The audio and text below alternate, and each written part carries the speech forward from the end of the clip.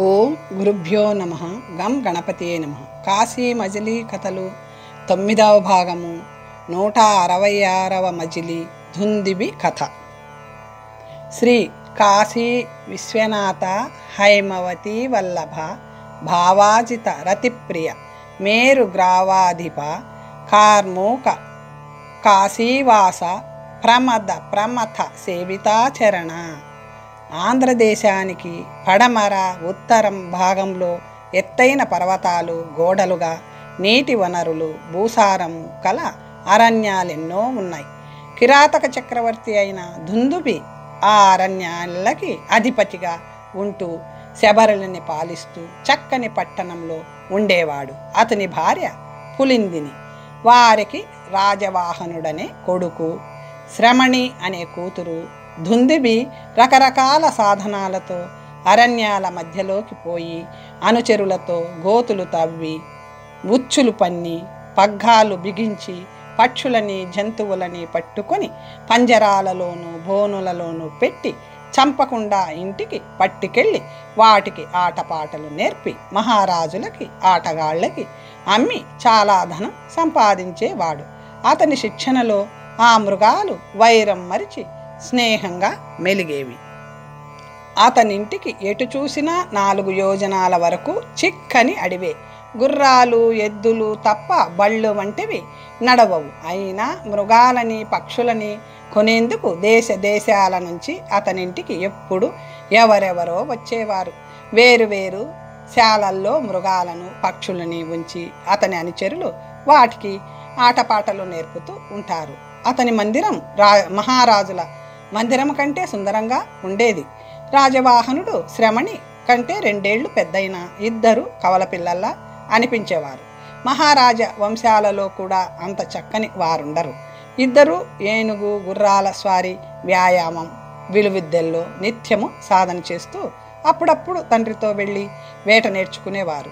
రాజవాహనుడికి 14 ఏళ్లకే తండ్రిని మించిన వాడని పేరు వచ్చింది.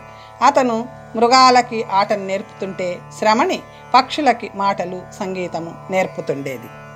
ఒకనాడు దుందుభి కొత్త మృగాలని పక్షులని తీసుకురావడానికి శబరసేనతో దూరదేశాల్లోని అరణ్యాలకు పోతూ కొడుకుని పిలిచి, వచ్చా, వింధ్య పర్వతాలలోకి కొత్త అద్భుత మృగాలు పక్షులు చాలా వచ్చి ఉన్నాయని మన వాళ్ళు వార్త తెచ్చారు. మన శాలలన్నీ చోటు కలిగి ఉన్నాయి. ఈ మధ్య చాలా అమ్మకాలు చేశాం కదా. నేను కొత్త వాటిని తెచ్చే వరకు ఉన్న వాటిని అమ్మవద్దు. ఎవరైనా వస్తే వారిని గౌరవించి మళ్ళీ రమ్మని చెప్పు అని వింధ్య పర్వతాలకి వెళ్ళిపోయాడు. పులిందిని 167వ మజిలీ.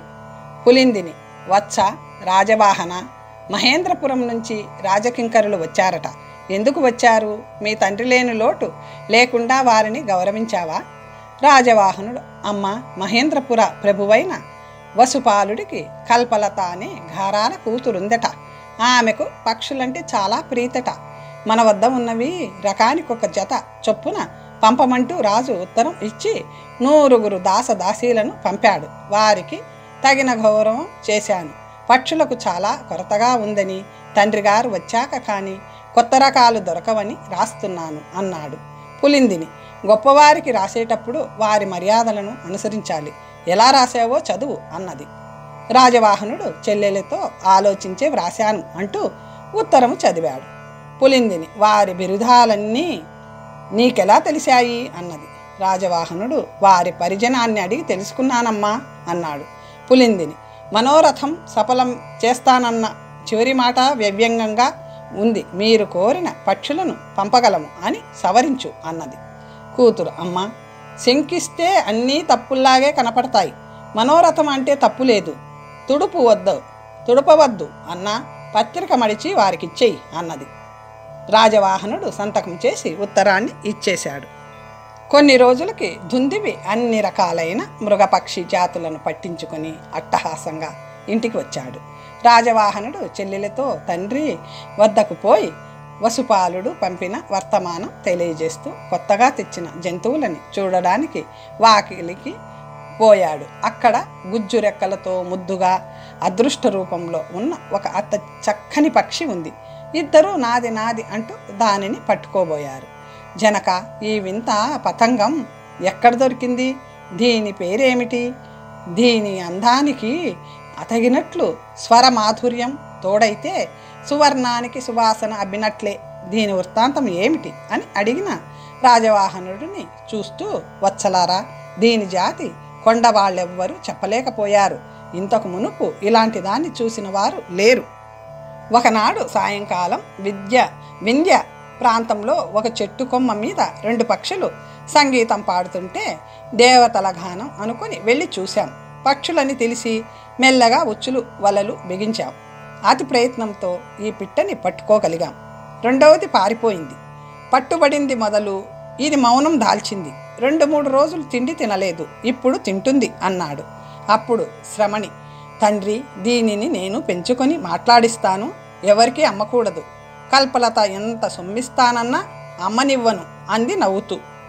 తల్లి, నీకంటే నాకు ఏమిటి ఎక్కువ కాదు. ఈ పక్షిని నువ్వే పెంచుకో, అన్నయ్యకు కూడా ఇవ్వకు అని దుందువి ఆమెను ముద్దు పెట్టుకొని ఆ పక్షిని బంగారు పంజరంలో పెట్టించి ఆమె ఇంటికి పంపాడు.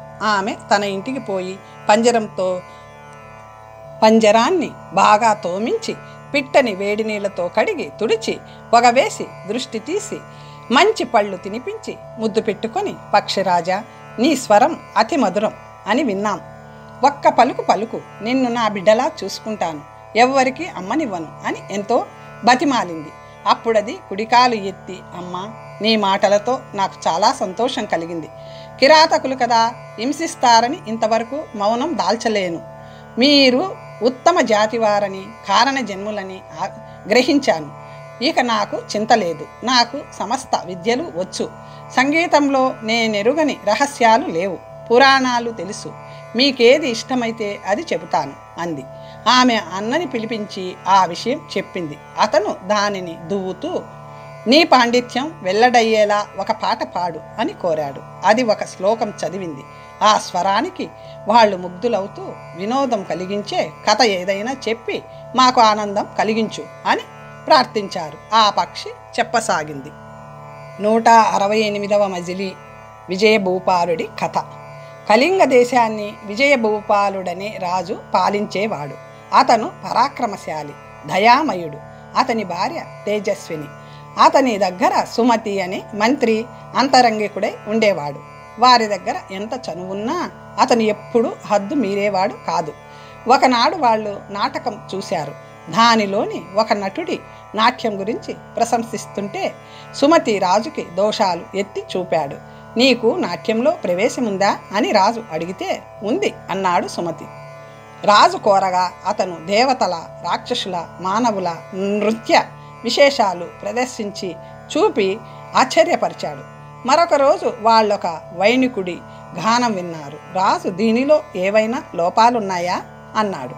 సుమతి మనోహరంగా వీణ వాయించి అవతలి వైణికుడి పాటలో లోపాలు తెలియజేశాడు. రాజు సంతోషిస్తూ, నీకు ఏ విద్యలలో పరిచయం ఉంది అని అడిగితే అన్ని విద్యలు వచ్చు అన్నాడు అతను. రాజు ఆశ్చర్యపోయి, మల్లయుద్ధం చేయగలవా అని అడిగి అతనిని ఆ విద్యలో పరీక్షించి తానే ఓడిపోయాడు. అది మొదలు రాజుకి అతని మీద అభిమానం పెరిగిపోయింది. ఒకనాడు రాజు భోజనం చేస్తుండగా పక్కన కూర్చుని సుమతి కథలు చెబుతున్నాడు. అప్పుడు వంటవాడు వడ్డించిన పిండి వంటలను రాజు తినకుండా అడ్డి దానిలో దోషం ఉందన్నాడు. రాజు దానిని ఆ వంటవాడి చేతనే తినిపించగా వాడు గడియలో కళ్ళు తేలవేసి, మహారాజా, నేను అపరాధిని. నీ శత్రువు మధురవర్మ ప్రేరణ వల్ల నీ వద్ద వంటవాడిగా ప్రవేశించి వంటకంలో విషం కలిపాను. సుమతి నా కపటం గ్రహించాడు. నిజం చెప్పాను కనుక నన్ను రక్షించు, నా దారిన నేను పోతాను అన్నాడు. రాజు సుమతిని ప్రాణదాత అంటూ పొగిడి వంటవాడికి విషాన్ని విరుగుడు చేసే ఔషధం ఇప్పించి మన్నించి వదిలేశాడు. రాజు సుమతిని ప్రాణం కంటే ఎక్కువగా చూడసాగాడు. విజయపాలుడికి విరోధి అయిన మధువర్మ వంటవాడి ద్వారా సుమతి వృత్తాంతం విని శత్రువు బలం ఎక్కువని తెలుసుకొని మహాబలవంతుడైన మందపాలుడు అనే రాజుని విజయభూపాలుడి మీదకు దండెత్తడానికి సాయం కోరాడు. ఇద్దరు రాజులు కలిసి చతురంగ బలాలతో బయలుదేరి హఠాత్తుగా ఒకనాటి సాయంకాలం విజయబాలుడు విజయపాలుడు నగరం ముట్టడించాడు. విజయపాలుడు భయపడి శత్రువుల బలం చాలా అధికం, ఇప్పుడు మనం ఏం చెయ్యాలి అని సుమతిని అడిగాడు. మహారాజా, భయపడకండి, సూర్యోదయంలోగా శత్రుబలాలు మన నగరం వదిలిపోయేలా చేస్తాను, నా ప్రజ్ఞ చూద్దురుగాని అని ధైర్యం చెప్పాడు. ఆ రాత్రి అతను దివ్యాలంకారాలు ధరించి గంధము అవి పూసుకొని అంజనం మహిమతో అదృశ్యంగా మందపాలుడి శిబిరంలోకి వెళ్ళి అతన్ని లేపి, రాజా, నేను ఇంద్రుడి దూతని, ఇంద్రుడు నీకు ఇలా చెప్పమన్నాడు, విను. విజయపాలుడు చాలా ధర్మాత్ముడు, దేవతలకు ప్రీతి పాత్రుడు. మధువర్మ చాలా దుర్మార్గుడు. అతని ప్రోత్సాహంతో నువ్వు సజ్జనుడైన విజయపాలుడి మీదకు దండెత్తి వచ్చావు.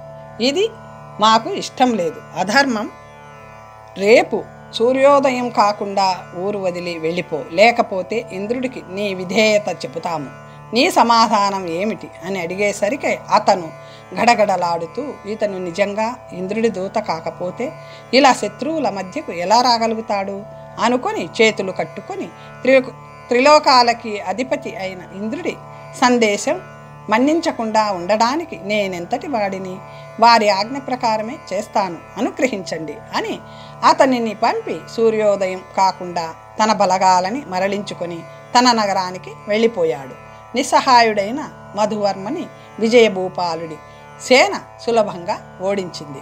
సుమతి చేసిన ఉపకారానికి రాజు ఎంతగానో ప్రశంసించి భార్య వద్ద అతనిని పొగిడాడు. సుమతి గుణవంతుడే కాదు, రూపవంతుడు కూడా. చిన్న వయసువాడు. రాజు భార్య అతన్ని చూశాక మదన వికారం పొందినా మనసులో అణుచుకుంది.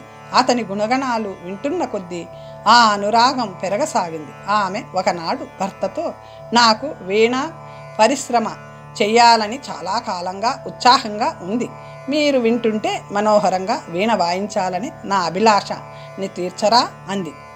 మంచి వైనికుడు మన ఇంట్లోనే ఉన్నాడు కదా, అతని దగ్గర నేర్చుకో అన్నాడు రాజు. మీ సెలవు లేనిదే ఏమీ చెయ్యని దాన్ని కదా, అతనికి మీరే చెప్పండి అందామె. రాజు సుమతిని పిలిచి, తేజస్వినికి వీణ అభ్యసించాలని ఉందట, నువ్వు మాకు అంతరంగికుడివి కనుక నీకు ఏ ఆటంకము లేదు, ఆమె కోరినప్పుడల్లా వెళ్ళి నేర్పు అన్నాడు. మహాప్రసాదం అని మంచి ముహూర్తం చూసి ప్రారంభించి నిర్వికారమైన మనసుతో ఆమెకు వీణ నేర్పసాగాడు. తను ఒకటి చెబితే ఆమె మరొకటి చేస్తూ, గీతమంటే పదము, పదమంటే గీతము, ఒక రాగం పాడమంటే మరో రాగం పాడుతూ నవ్వుతూ విలాసాలు శృంగారలీలలు ప్రదర్శించసాగింది. సుమతి, అమ్మ, నేను చెప్పినట్లు కాక నీ ఇష్టం వచ్చినట్లు పాడుతున్నావు, నేనేం చేసేది అన్నాడు. రాజపత్ని, అమ్మ అనడానికి నేనేమైనా ముసలమ్మనా, దేవి అనకూడదా, అలా చేయొద్దని నన్ను మందలించరాదా, శిక్షించకూడదా, నేను నీ విధేయురాలిని కదా అన్నది. సుమతి, తల్లి, నువ్వు రాజపత్నివి, నిన్ను తరుణి అని పిలవకూడదు, నిన్ను శిక్షించడానికి నేనెంత వాడిని అన్నాడు. రాజపత్ని, నీ కంటికి నేను వృద్ధురాలిలా కనిపిస్తున్నాను కాబోలు. అవును, నాకు తెలుసు, కానీ నేను చిన్నదానినో పెద్దదానినో నా విభవం చూశాక తెలుసుకుంటావు అన్నది. సుమతి, నీ మాటలు నాకు అర్థం కావు, నేను పోవాలి, సారెలు సవరించి తంత్రులన్నీ ఆలపించు అన్నాడు. రాజపత్ని, అదేమీ నాకు తెలియదు, నువ్వు నా వేళ్లు పట్టుకొని తీగల మీద నొక్కి పలికించు, నేను పరవశం చెంది అంతా మరిచిపోయాను. ఏమిటలా చూస్తావు, పరవశం ఎందుకు అనా, నిన్ను చూసి నీ రూపము గుణాలు నా హృదయం ఆకర్షించాయి. హృదయ శూన్యురాలినైన నాకే ఏమైనా ఎలా తెలుస్తుంది, నాకేమైనా ఎలా తెలుస్తుంది. సుమతి, పుత్రుడి గుణాలు తల్లికి ప్రియం అవ్వడంలో తప్పేముంది, సహజమే కదా అన్నాడు. రాజపత్ని, వయసు కూడా నీ నీతులు నా చెవిన పడవు, నువ్వు వయసు కాడా, నీ నీతులు నా చెవిన పడవు, నువ్వు నటించకు, నిజం దాచడం ఎందుకు, నాకు నీ మీద అనురాగం, నిన్ను కామించాను, వీణ నేర్వడం అనేది నెపం మాత్రమే, నా కోరిక తీర్చు అన్నది. సుమతి చెవులు మూసుకొని, లోకాలకెల్లా తల్లివి, స్వామి భార్యవు, ధర్మ విరుద్ధం నేను అంగీకరింపను అన్నాడు. రాజపత్ని, శ్వేతకేతుడు స్త్రీలు విందు భోజనం వంటి వారు అందరూ భుజించవచ్చు అనలేదా అన్నది. సుమతి, నీ వాదం వేశ్యల మాటల్లా నిరర్థకం, నేను అంగీకరింపను, ప్రభుద్రోహం చెయ్యను అన్నాడు. రాజపత్ని: నన్ను తిరస్కరిస్తున్నావా? నాకిక మరణమే శరణ్యం, కానీ నీ అంతు చూశాకే చస్తాను అన్నది. సుమతి: అధర్మంతో చిరకాలం జీవించడం కంటే ధర్మంగా కొద్ది కాలం అయినా చాలు, నీతో కలిసి ఉంటే నరక సదృశ్యమే అన్నాడు. రాజపత్ని: నా మాట విను, అనవసరంగా మనిద్దరి ప్రాణాలు తీయకు. వారితో చెప్పి నీకు అనేక గ్రామాలు ఇప్పిస్తాను, ఈ రాజ్యమే ఇప్పిస్తాను. నిశ్శంకగా నా యవ్వనం అనుభవించు, ప్రాణాలు తీయకు అన్నది. సుమతి కొంచెం ఆలోచించి: దేవి, నీకు అంత కోరికగా ఉంటే అలాగే తొందరపడితే రహస్యం రట్టవుతుంది. కొన్ని రోజులు ఆగు, నీతో విరోధం నాకెందుకు అన్నాడు. అని ఆమెను సంతోషపరిచి ఆమె గండం నుంచి తప్పించుకొని నిట్టూర్చుతూ అవతలికి పోయాడు. తరువాత అదిగో ఇదిగో అని కొన్నాళ్ళు గడిపాడు. విరహం భరించలేక ఆమె వీణావాదన నెపంతో అతన్ని రప్పించి నిర్బంధించగా, ప్రాణాలైనా వదులుకుంటాను, కానీ ఆ పనికి ఒప్పుకోను అని అతను చెప్పక తప్పింది కాదు. అది విని ఆమె కుప్ప కూలిపోయింది. ఓరి దుర్మార్గుడా, చావు దగ్గర పడినా నీకు నా మాటలు చెవికెక్కలేవులే. ఇంత అబద్ధాల కోరువని తెలియక కాళహరణం చేసుకున్నాను. నువ్వు వట్టి నిర్భాగ్యుడివి అంటూ తిడుతూ బట్టలు చింపుకొని శరీరం చీరుకొని కోపగృహంలో పడుకుంది. రాజు వచ్చి అదేమని అడగ్గా, సుమతి మహాగుణవంతుడు, నీతిమంతుడు అని మీరు పదే పదే అంటుంటే నిజమనుకొని సంగీతం నేర్పించమన్నాను. పరపురుషుడి దగ్గరకు పోవడం నాదే తప్పు. వాడు వట్టి ద్రోహి. 1-2 రోజులు వీణ నేర్పించినట్టు నటించి పరిహాసాలలోకి శృంగార లీలల్లోకి దిగాడు. అయినా వీణాగానం మీది శ్రద్ధతో ఎలాగో విద్య నేర్చుకుంటున్నాను. నిన్న వాడు చెయ్యబోయిన పని చెప్పుకుందుకే సిగ్గు. నా పాతివ్రత్యం భంగం కాకుండా ఎలాగో తప్పించుకున్నాను. వాడు శత్రుపక్షపాతి, వంటవాడిచే విషం పెట్టించినది వాడే. శత్రువుల చేత నగరం ముట్టడింప చేసింది వాడే. భయం కలిగించడం, దానిని పోగొట్టినట్లు నటించడం, మనకి వాడి మీద నమ్మకం కలిగించుకొని ఏదో ఒక రోజు రాజ్యం పరాధీనం చేయించదలుచుకున్నాడు. ఇదంతా నాకొక పరదేశి వలన తెలిసింది అంటూ చెప్పి రాజుకి అతని మీద విపరీతమైన కోపం తెప్పించింది. విజయపాలుడు భార్య మాటలు నమ్మి కోపంగా సుమతి ఎంత కుమతి అయి ఎలాంటి ద్రోహం చేయడానికి సిద్ధపడ్డాడు. ఇప్పుడు అంతా అర్థమవుతుంది. ఏమీ ముందుగా తెలియకపోతే పిండి వంటలో విషం ఉందని అప్పటికప్పుడు ఎలా తెలిసింది? ఒక్కడు పోయి ఏదో చెప్పినంత మాత్రాన ఆ రాజు సేనలని తక్షణం మరలించుకుపోతాడా? అదంతా కపటమే, వీడుంటే అనర్థమే అని భార్యను ఊరడించి పెందరాలే సభకు వెళ్ళి కూర్చున్నాడు. సుమతి వాడుక ప్రకారం వీరభటుడి వేషంలో వస్తుంటే దారిలో అపశకునాలయ్యాయి. వెళ్తూనే ముందుగా రాజుకి నమస్కరించగా అతను కోపంతో ముఖం త్రిప్పుకున్నాడు. సభ్యులతో సుమతి సుమతి అని నమ్మి మంత్రులను తగ్గించి అతనికి అనేక గ్రామాలిచ్చి సమానంగా చూస్తుంటే ఇతను శత్రుపక్షపాతి అయి రాజ్యానికి హాని తలపెట్టాడు, అంతఃపురానికే ద్రోహం తలపెట్టాడు. వీడిని బంధించి కారాగారంలో పెట్టించదలుచుకున్నాను అంటూ భార్య మాటలన్నీ చెప్పాడు. అంతకుముందే అతని మీద అసూయ కల సామంతులందరూ ఆ శిక్షకు అంగీకారం తెలిపారు. అప్పుడు అతన్ని బంధించమని భటులకు చెప్పగా వాళ్ళు కత్తులు పట్టుకొని అతన్ని చుట్టుముట్టారు. సుమతి ఒక భటుడి చేతిలోని కత్తి లాక్కొని వాళ్ళని మట్టి కరిపించి తనని కూడా చంపుతాడేమో అని రాజు భయపడుతుంటే ఎక్కడికో వెళ్ళిపోయాడు. సుమతి ఎక్కడివాడో, అతని తల్లిదండ్రులెవరో రాజు అడగనూ లేదు, అతను చెప్పనూ లేదు. వాడు పోవడమే ముప్పు తప్పినట్లు భావించి లోకం కోసం దగ్గర దేశాలు వెతికించారు. కానీ వాని జాడ తెలియలేదు.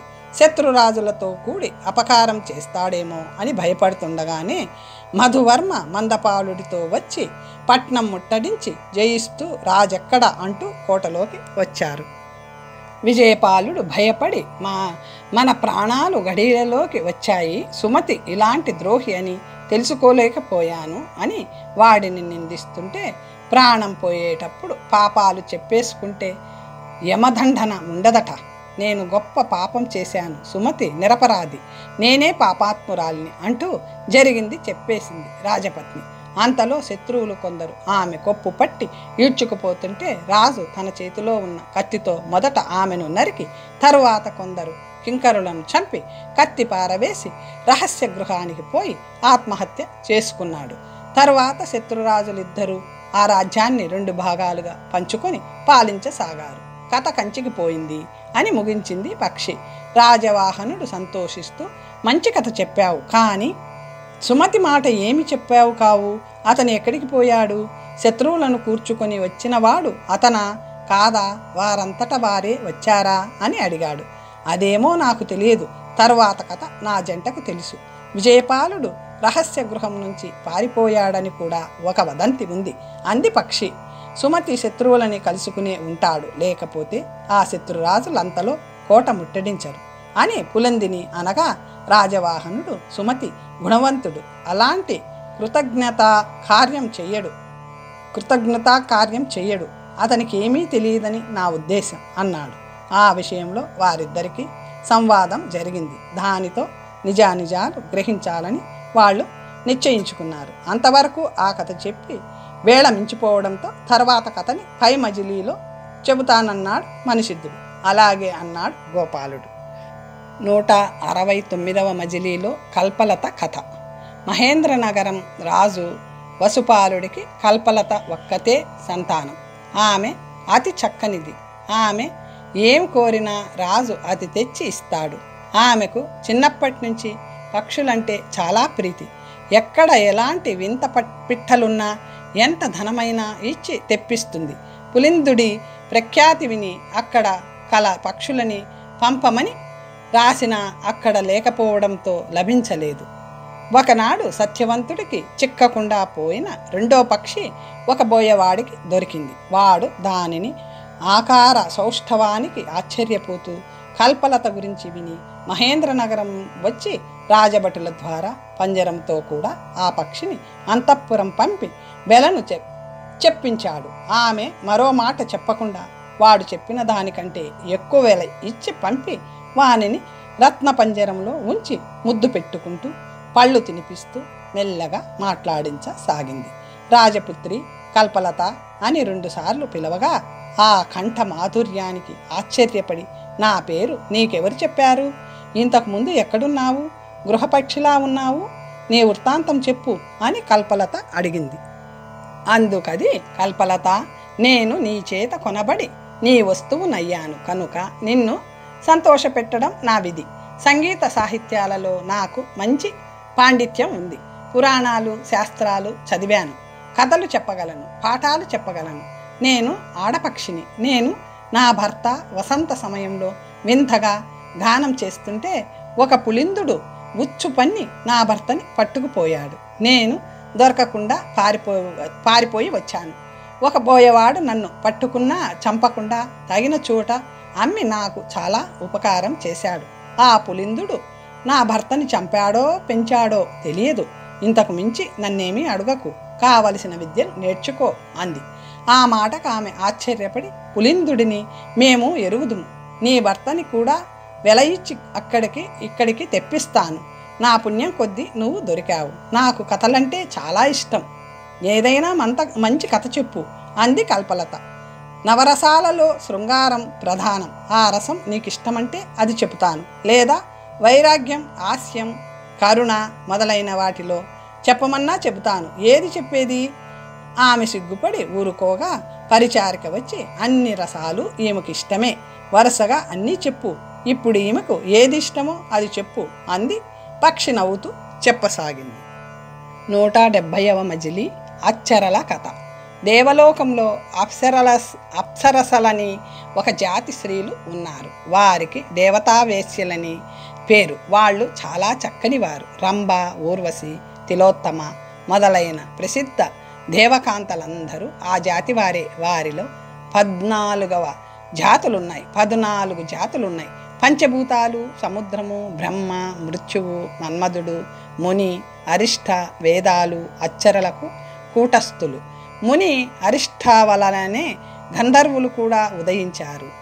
గంధర్వులలో స్త్రీ పురుషులున్నారు, కానీ అప్సరసలలో పురుషులు లేరు. దేవలోకంలో వారు స్వేచ్ఛగా విహరిస్తారు. దేవతలు తమ ఇష్టం వచ్చిన అప్సరసను ఎన్నుకొని జంటగా విమానం ఎక్కి తిరుగుతుంటారు. ఒకనాడు కొందరు అప్సరసలు నందనవనంలోని జలాశయంలో జలక్రీడలాడుతూ ఇలా సంభాషించుకుంటున్నారు. అలంబుస, మిశ్రకేసి, రంభకెంత గర్వం అనుకున్నావు? అది చేసిన వ్రతానికి నువ్వు వచ్చావా? తాంబూలాలు అవి స్వయంగా ఇవ్వక ఎవరి చేతనో ఇప్పించింది. తన పాటి చక్కదనం మనకి లేదని కాబోలు అన్నది మిశ్రకేసి. అది చక్కదనపు గర్వం మాత్రమే కాదు, ఐశ్వర్యమత్తత. నలకూబరుడికి నచ్చిన ప్రియురాలని విద్యుత్వర్ణ. నలకూబరుడు జయవంతుడి కన్నా అధికుడా? తిలోత్తమకి అంత గర్వమా? అంత గర్వం లేదేం అన్నది తిలోత్తమ. నలకూబరుడికి రంభ మీదున్నంత ప్రీతి జయంతుడికి నా మీద ఉందా? దానిలా నేనెందుకు గర్విస్తాను అన్నది అరుణ. మన ప్రభువు ఇంద్రుడి కొడుకు జయంతుడి కంటే నలకూబరుడు గొప్పవాడా ఏమిటి అన్నది సురజ. ఇంద్రుడు అధికుడా, కుబేరుడు అధికుడా అన్నది సుప్రియ. ఇది మరీ ముద్దురాలిలా ఉంది. దిక్పతులలోకెల్లా ఇంద్రుడే అధికుడు. సుధర్మ దేవసభా భవనం మధ్య ఉండే చింతామణి పీఠంలో ఇంద్రుడు కూర్చుంటే చుట్టూ దిగువ పీఠాల మీద దిక్పతులు కూర్చుంటారు. అతను లేస్తే అందరూ లేస్తారు, మరెవరు లేచినా అతను లేవడు అన్నది సూరజ. అది ఇంద్రుడి ఇల్లు కనుక తనిష్టం. నువ్వు అలకాపురిలో జరిగిన సభకి రాలేదు కనుక ఇంతగా వాదిస్తున్నావు. కుబేరుడి వద్ద ఉండే ఒక రత్నానికి ఇంద్రుడి ఐశ్వర్యమంతా సరితూగదు అన్నది అలంబుస. చాలు చాలు, నేనొకటి చెబితే మరో దాని గురించి వాదిస్తారే అన్నది అరుణ. గర్వం రంభకి కాక మనక? దేవలోకంలో దాని పేరు ప్రతిష్టలు ఎవరుకున్నాయి? నీ ఎదుట అంటే కోపం వస్తుంది, కానీ రంభ కంటే నీకు గర్వం ఎక్కువ. నీలాంటి అందగత్తె లేదనుకుంటున్నావు. నలకూబరుడు నీకు చేసిన పరాభవం ఎవరికీ తెలియదనుకున్నావు అన్నది సురత. ఏం చేశాడే అక్క, చెప్పు అన్నది అరుణ. నలకూబరుణ్ణి వలచి అతను నందనవనంలో వ్యవహరిస్తుంటే ఆశపడి అతని వెంట పడింది, కానీ అతను దీని మొహమైనా చూడలేదు. అందుకే దీనికి రంభ మీద అంత కోపం అన్నది అలంబుస. జయంతుడెంత పరాక్రమవంతుడు!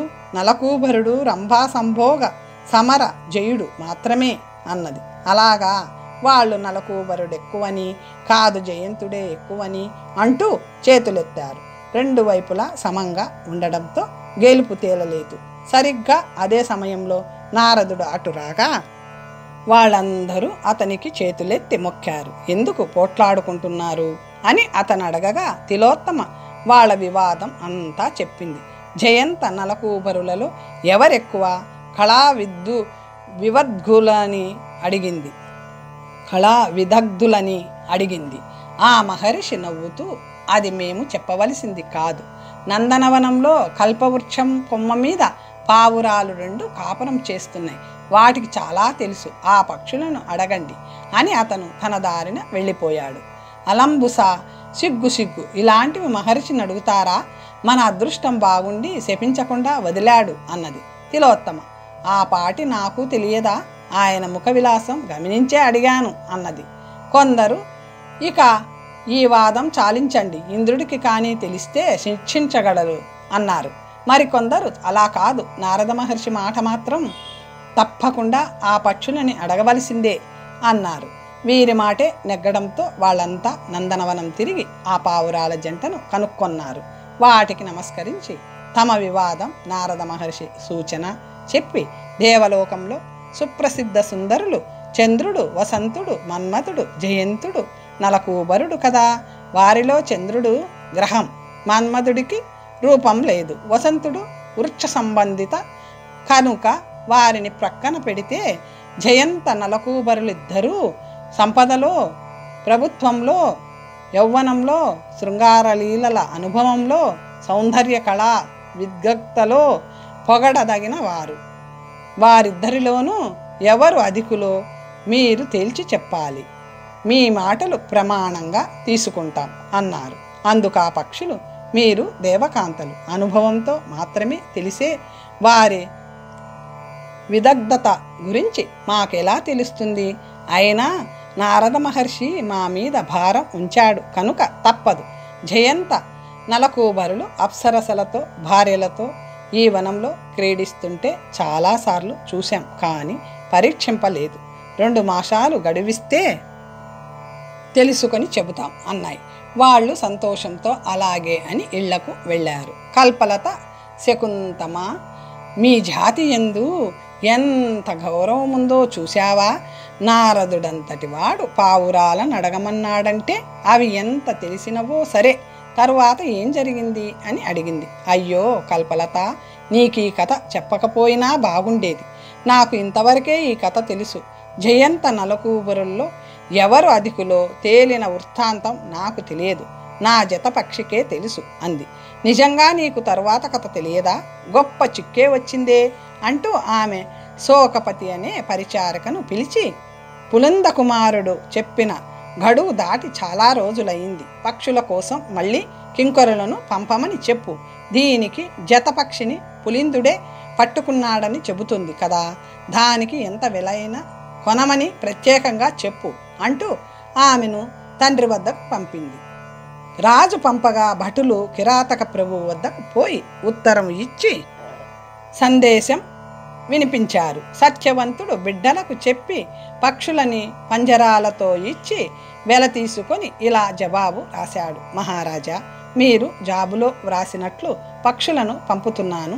మీ వింత పావురానికి జోడు పక్షి మా వద్ద ఉన్నట్లు దానినెంత వెల తీసుకొని అయినా పంపమని రాశారు. దానిని నా కూతురు కొడుకు పెంచుకుంటున్నారు. ఎంత వెలకైనా ఇవ్వనివ్వరు. మీకు అవసరం లేక రెండింటినీ ఒకే చోట చేర్చాలని సంకల్పిస్తే మీ వద్దనున్న వింత శకుంతాన్ని నాకు పంపండి.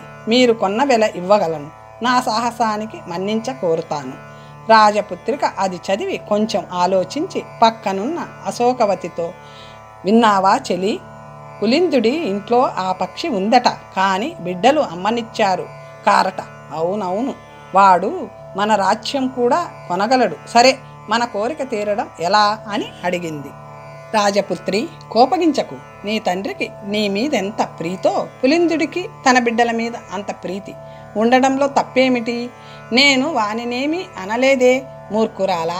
జరిగిన సంగతి చెప్పాను. ఎలాగైనా ఆ పక్షిని ఇక్కడికి తీసుకొచ్చి తర్వాత కథ వినాలని అందుకు ఉపాయం ఆలోచించు అన్నది. నీకంటే నేను తెలివైన దానినా అన్నది సఖి. నాకో ఉపాయం తోస్తుంది. కిరాతకుల దగ్గర ఎంత ధనమున్నా జాతి లక్షణం పోదు. మన దగ్గరున్న యంత్ర విగ్రహాలు, బంగారు బొమ్మలు మొదలైన వింత వస్తువులన్నీ అన్నిటినీ తీసుకెళ్ళి ఆ పిల్లలని మోహపెట్టి పక్షిని తీసుకురావాలి. నీ బుద్ధిబలం నాకు తెలుసు. తలుచుకుంటే సాధించగలవు అంది కల్పలత. నేర్పరి విద్వాంసురాలు, కల్పలతకు విశ్వాస పాత్రురాలు అయిన అశోకవతి తిన్నగా సత్యవంతుడి వద్దకు పోయి, అయ్యా, నేను వసుపాలుడి పుత్రిక అయిన కల్పలత సకురాలిని. నా పేరు అశోకవతి. మీరు పంపిన వింత పక్షులకు మా రాజపుత్రిక చాలా ఆనందిస్తూ మీ స్నేహం కోరుతూ ఈ కానుకలని పంపింది అంది. ఆమెను గౌరవించి, దుందువి, మా పక్షులని ఊరికే ఇవ్వలేదు, వెల తీసుకున్నాం. ఆమె కోరిన శకుంతము నివ్వలేకపోయాం. అయినా మీ రాజపుత్రిక నా యందు దయతలచడం ఆమె సుగుణం. నా బిడ్డలు ఆ తోటలో ఉన్నారు. ఈ వస్తువులు పట్టించుకొని వెళ్ళు, వాళ్ళు జవాబు రాస్తారు అని మనుషులని ఇచ్చాడు దుందుబి. ఆమె వెళ్ళేసరికి వాళ్ళు ఒక ఉద్యానవనంలో మేడం ముందున్న గున్న మామిడి కొమ్మలకు వేలాడగట్టబడిన బంగారు పంజరములోని వింత శకుంతంతో ముచ్చటలాడుతున్నారు. వారిద్దరి సౌందర్యము చూసి ఆమె ఆశ్చర్యపోయింది. కిరాతకులకంత చక్కదనమా? క్షత్రియుల కంటే ఎంతో చక్కగా ఉన్నారే అని మనసులోనే అనుకుంది. రాజవాహనుడు ఆమెను చూసి, నువ్వెవరివి? ఆ పెట్టెలో ఏముంది అని అడిగాడు. అతని మధుర కంఠానికి ముచ్చట పడుతూ కల్పలత గురించి చెప్పి తనని పరిచయం చేసుకుంది. వింత వస్తువులున్నాయంటూ ఆ పెట్టెను చూపించింది. శ్రమణి నవ్వుతూ అన్నా, కల్పలత అంటే ఎవరో తెలుసు కదా, మన ముద్దుల మూట. ఈ శకుంతాన్ని కెంతైనా వెల ఇస్తానన్న రాజపుత్రిక. ఇప్పుడు అందుకే ఈమెని పంపి ఉంటుంది. ఏమమ్మా, నిజం చెప్పు. ఆమె మాకు కానుకలు ఎందుకు పంపాలి అంది. అశోకవతి ముసిముసి నవ్వులు నవ్వుతూ మీ సౌందర్య చాతుర్యాల గురించి పరిచారకులు చెప్పగా సంతోషించి మీ మైత్రి కోరి పంపింది. మీరు ఇవ్వనంటే బలవంతంగా పక్షిని తీసుకుపోతుందా? ఆమె చాలా ఉదారవంతురాలు, స్నేహమే ప్రధానం. మీరు వచ్చి ఆమె దగ్గరున్నది ఏది అడిగినా తక్షణం ఇచ్చేస్తుంది అని పొగుడుతూ పెట్టి తెరిచి కానుకలని వారి ముందు ఉంచింది. మరచక్రం తిప్పి బల్ల మీద ఉంచగానే వేగంగా నడిచే ఏనుగులు, వింతగా ఎగిరే పక్షులు, రథాలు అవి వాళ్ళకి ఆశ్చర్యం కొలిపాయి. అన్న కల్పలత ఇంత విలువ కల ఇన్ని వస్తువులు మనకి కానుకగా పంపడానికి కారణం ఊహించు. ఒకరి మొహం ఒకరు చూసుకోలేదు. మనం పంపిన పక్షులకి వెల తీసుకున్నాం. అకారణంగా ఇంత వాత్సల్యం చూపుతున్న ఆమె పొగడదగిందే అంది శ్రమణి. ఇన్ని వస్తువులు ఊరికే తీసుకోవడం ఎందుకు? మన పక్షి నిమిత్తమే ఇలా ఎత్తు వేసిందేమో. వీటికి బదులుగా నిజమైన ఏనుగులని గుర్రాలని పంపుదాం, అదే మర్యాద అన్నాడు రాజవాహనుడు. వాళ్ళు ఆ వస్తువులు స్వీకరించి అద్దాల పెట్టెల్లో ఉంచి అశోకవతిని కొన్ని రోజులు అక్కడ ఉండమని కోరారు. ఆమె వాళ్లతో చనువుగా ఉంటూ, ఒకనాడు రాజవాహన, మీ వద్ద ఉన్న శకుంతం మగది, మా రాజపుత్రిక వద్దనున్నది ఆడది. రెండూ భార్యాభర్తలు. పక్షిజాతి జంటని విడదీస్తే బతకదంటారు. కానీ మంచి ఆశ్రయం దొరకడం వల్ల కాబోలు ఇవి చాలా సంతోషంగా ఉన్నాయి. దీని మాట నాకు తెలియదు, కానీ మా దగ్గరున్న పక్షికి పురాణ కథలు, చమత్కార కథలు ఎన్ని వచ్చునో కానీ ఏ కథ పూర్తిగా చెప్పలేదు, సగమే చెప్పగలదు. అది ఒక శృంగార కథ, సగం చెప్పింది.